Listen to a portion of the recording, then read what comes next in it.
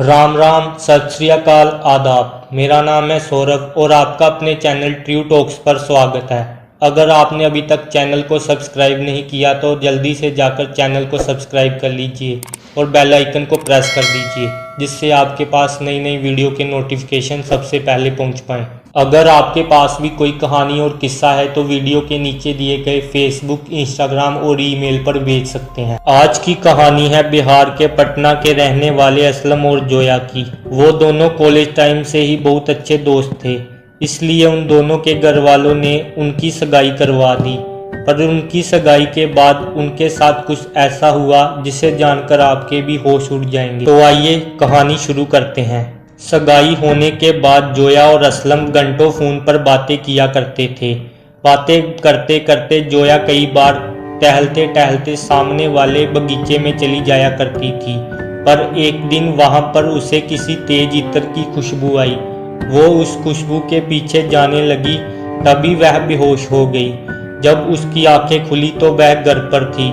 इस घटना को काफी दिन बीत गए थे, वह सब भूल चुकी थी। एक दिन असलम ने फोन पर जोया से मिलने को कहा, तभी फोन पर दूसरी तरफ से किसी आदमी की आवाज आई, मैं तुम्हें दफना दूंगा। एक पल के लिए असलम सहम गया, पर उसे लगा कि जोया मजाक कर रही है और आगे से उसने भी कह दिया, चल चल मैं भी तुम्हें देख लूंगा, तू क्या कर सकती है। जब आधी रात को असलम की नींद खुली तो उसने देखा कि उसके बिस्तर के पास एक सफेद दाढ़ी वाला बूढ़ा खड़ा था और उसे बोल रहा था, अब मैं आ गया हूँ, अब मैं तुम्हें नहीं छोड़ूंगा, तुम्हें मार डालूंगा।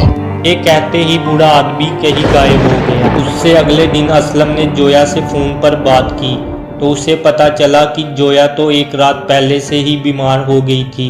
पर रात को फिर उससे फोन पर बात किसने की। कॉल कट होने के बाद वह अपने दोस्त वसीम को सारी बात बताता है। ये सुनकर वसीम भी हैरान हो गया। वह उससे कहता है कि उसे जोया के घर जाना चाहिए। तब वह दोनों मिलकर जोया के घर पहुंचते हैं। वह डोरबेल बजाते हैं और सामने से जोया की दादी दरवाज़ा खोलती है और जोया सामने बैठी थी। जोया असलम को देखते ही बोलती है, मैं तुम्हारा जनाजा निकाल दूंगा। जब असलम आगे बढ़ा तो जोया ने उसके सिर में मेज पर पड़ा गुलदस्ता मार दिया, जिससे असलम के सिर से खून बहने लगा। असलम को जल्दी ही डॉक्टर के पास लेकर जाया गया और उसकी सही से पट्टी बनवा दी गई। असलम जब घर आया तो जोया की दादी ने उसे बताया कि जोया के ऊपर किसी जिन का साया है। ये सुनकर असलम रोने लगा। उसका दोस्त वसीम असलम को घर ले आया। उधर हॉस्पिटल में जोया काफ़ी सीरियस हो चुकी थी।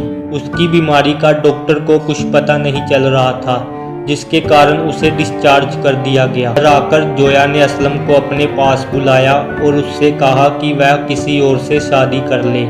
ये सुनकर असलम की आंखों से पानी आ गया। तभी जोया की दादी ने उन्हें बाबा के बारे में बताया, जो पटना शहर से 20 किलोमीटर दूर रहता था। जोया को अगले दिन वो बाबा के पास भेजना था, जिसलिए वो दोनों तैयार थे, क्योंकि बाबा ने कहा था कि जो जोया से सबसे ज़्यादा प्यार करता है और उसके सबसे ज़्यादा करीब है, वो ही उसको वहाँ पर लेकर आ सकता है। अगर किस्मत को कुछ और ही मंजूर था। जोया और असलम के जाने के आधे घंटे बाद ही उनके घर में खबर आती है कि जोया और असलम का बहुत बड़ा कार एक्सीडेंट हो गया और उस एक्सीडेंट में जोया और असलम की मौत हो गई। तो ये थी कहानी जोया और असलम की, जिनकी जान एक जिन ने ले ली। अगर वीडियो आपको अच्छी लगी हो तो इसे लाइक, शेयर, कमेंट जरूर करना और चैनल को सब्सक्राइब करना। धन्यवाद।